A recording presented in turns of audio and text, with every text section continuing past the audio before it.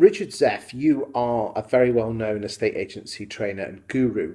Why do you think 2019 could actually be the best year for UK estate agency, especially with all the trouble with Brexit, low fees, the online boys? Talk to me.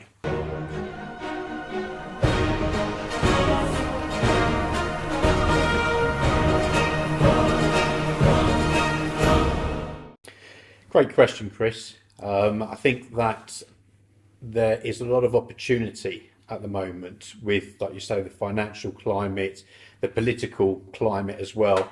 And it's probably never been more important than it is now to give people certainty and assurance when they want to sell their house.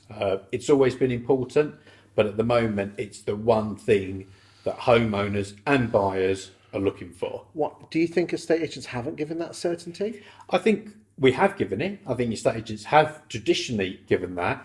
And it's just something now that has probably moved, if not to the top, very close to the top of what's important for homeowners when they're selling. So where are these opportunities? Because let's be honest, you've got vendors who are those that do want to move are a bit greedy. They don't want to pay top dollar fees. How the hell do you get on decent listings at decent fees and prove that this is a year of opportunity? I think that not every buyer, not every seller is looking for the lowest fee and the highest price. If that was the case, nobody would buy Apple phones and everybody would buy Android because they're much better and cost a lot less. But what people want is they want to feel like they understand and they know exactly what they're getting, and what they're getting is a fantastic service, a fantastic product, and it's easy for them. Their life is being made easier. Well, let's be honest, in this world, we as human beings actually want time-saving stuff. We want it easy. That's why we love apps and things like that. Is that why you think the likes of your Purplebricks have done so well? And I know we're going to talk about that in a lot more detail in another video, but how do you get that certainty? How do you get that making doing business with estate agents easy? What does that look like? Is it prop tech? Is it customer service? Is it training? Or is it all the above? There's definitely not a quick, straightforward answer to that. And it's all of the above, and depending on who your company is and what your company stands for will really depend on the proportion of the prop tech, of the customer service, of the customer interaction, of the amount of hours that you're opening to deliver your product to the market. Where do you think agents can if there is any quick wins? Well, I know you said there isn't. Where do you think agents should start? Because let's be honest, it's a big old minefield out there. Where do you start? What's the first step? The first step in basically being a better estate agent, so we can use 2019 as an opportunity. So the first step is one to really, which is not a difficult one. It's quite an easy one, but it's one that people have to really have some broad shoulders to look at, which is raise your game. Raise your game. Okay, easy to say, mate. It is easy to say. In my 20 plus years in the business, the bar is not that high, although there are a lot of agents out there now who have raised their game, who do stand out from the crowd, who are getting great fees and given a good product.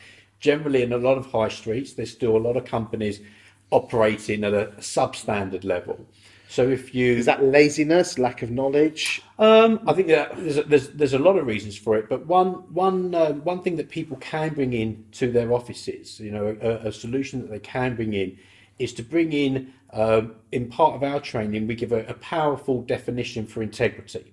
So if you want to bring integrity into your business, into your estate agents immediately, not that you don't have it today, but you want to bring it in from today that homeowners really feel it, is you operate integrity as something like this. So integrity would be, we do what we say we're going to do by when we're going to say it, and when we don't, we acknowledge that and reset it. So what do I mean by that? Well, our service, Mr. Watkins, is we turn up 15 minutes to 10 minutes before every single viewing.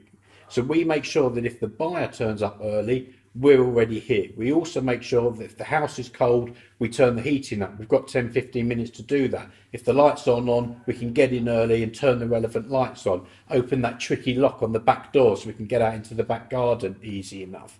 So those are the things that would come under integrity. And if you don't arrive at an appointment 10, 15 minutes early for once and the owner is home, that's our promise that we do that. We didn't do it this time. We're not going to make excuses, but I just want you to know we're back to doing that on the next viewing. Sounds very simple. Well, it's not as simple as you think. It's not as simple as you think. And one of the things that really makes a difference in the results you can get with estate agents is having clients trust you. And one way that people really trust us is by doing what we say, and the really important bit there is by when we say we're going to do it. Little things like, oh, you've booked in an appointment with us, we send you an automatic text message and email, I look forward to seeing you Saturday at 1:00. Well, there's an opportunity there to say to somebody, I'm going to send you a text message and an email, you'll receive it within 10 minutes of this phone call.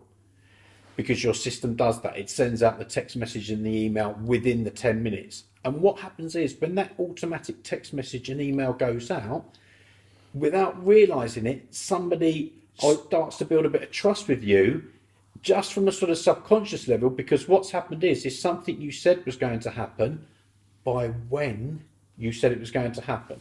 So by using prop tech, instead of just assuming it's going to happen, you actually say, I'm going to send it even though the computer did. Yes. And it makes people trust you more. It makes people trust you more. You know, I'm going to send you our automatic website valuation report. I'm going to hand deliver a valuation letter. I'm going to come around at this time to have a chat about the market with you, Mr. and Mrs. Vendor, and do it at that time. And if you're going to be late, ring them up. I'm going to be 20 minutes late. Is that okay? You know, and ideally not a minute before the actual time. Is there anything else that agents could use as an opportunity, with overvaluing and things like that? How do agents get over with that? How do they counteract overvaluing? So, a couple of things that agents could do to possibly increase their business, shall we say, deal with those types of challenges. So, one of the things they could do is, first of all, establish what their type of buyer is.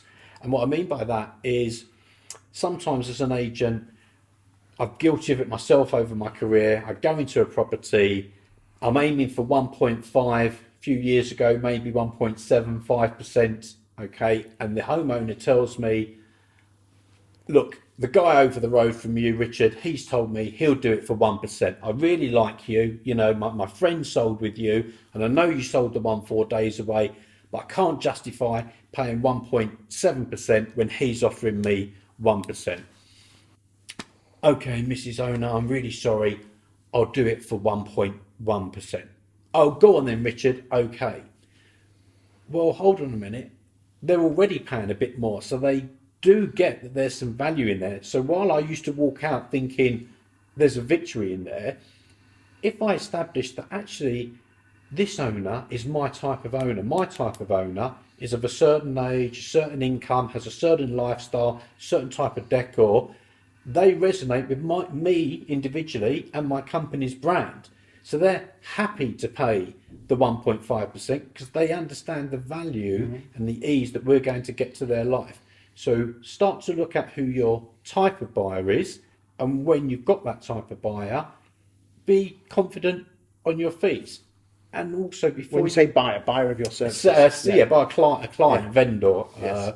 And one other thing that agents can do is be clear on your bottom line before you go into evaluation. What does that mean? So what that means is you might go into evaluation, you go into a house and you think to yourself, I can sell this. And through the conversation you've had with the homeowner, you think, they're within a remit of a saleable price. I could get this under offer within 21, 28 days, okay?